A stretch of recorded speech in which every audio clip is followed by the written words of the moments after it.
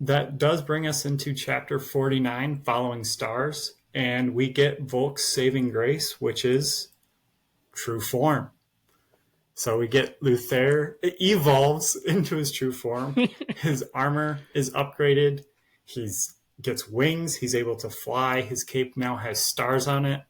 Power level is easily over 9,000. Instantly just starts evoking or projecting a perfect aura with no problem, is able to have that eclipse aura to help empower him.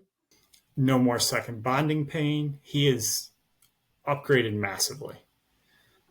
The enemy still approaches, so Volke does attempt to use terrors, his go-to, but the barriers from the Atlas Tortoise do stop this. Fortunately, Retribution is able to cut right through the barrier. Why didn't he use...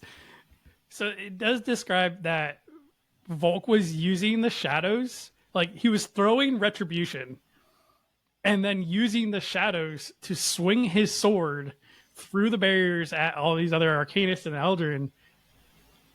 Where was this at? I know. I don't know if he didn't have enough mastery over the shadows or he just didn't think of it. But yes, this is new move learned. Like you said, he's pulling some shit out. He is. And with this method, he is able to cut the Cerberus Arcanist. He does get cut through the armor. Luther does get blood on him. The one thing we do know, though, is that because he's true form, he is immune to the plague. This is something that we did see with Eventide. Volke finally does kill the man, and the aura fades away. And Thesis even said, true form Arcanists are not affected by the plague, so we can at least be fairly confident that that is true. Obviously, we've seen it with other Arcanists before, that true forms do not get affected by it. But again, Thesis said it's true, so it is true, okay? He's a scholar. He's a scholar. Maybe not a gentleman, but a scholar.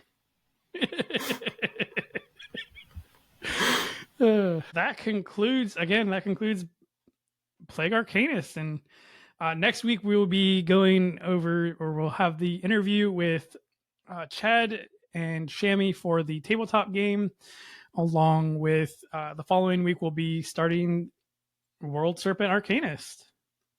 Oh my gosh, we are officially halfway through the Frith Chronicles series itself.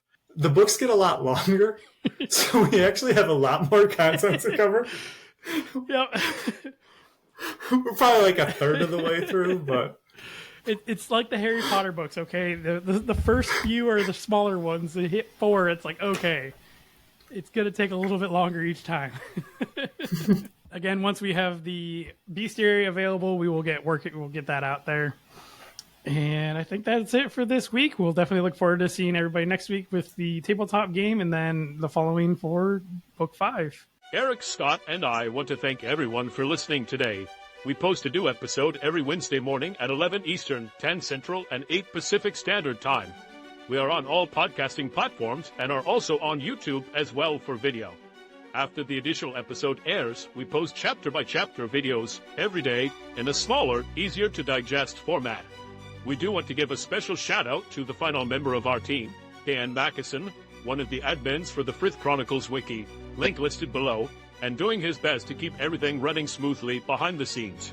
If you want to reach out to us, you can email us at frithguildpod@gmail.com or on Facebook or any other social media by searching for Frith Guild Podcast. Just to remind everybody, we have links to everything in the description below on both the podcast and YouTube. Scott, do you have anything else you want to add this week? We see Volke with his true form, and I'm excited to actually see it in play. This is another one of those like little things of just, oh, why do you have to tease us like that? Give us nothing else. Stay tuned. Everyone loves a cliffhanger, right? Right, exactly. All right, thanks everybody.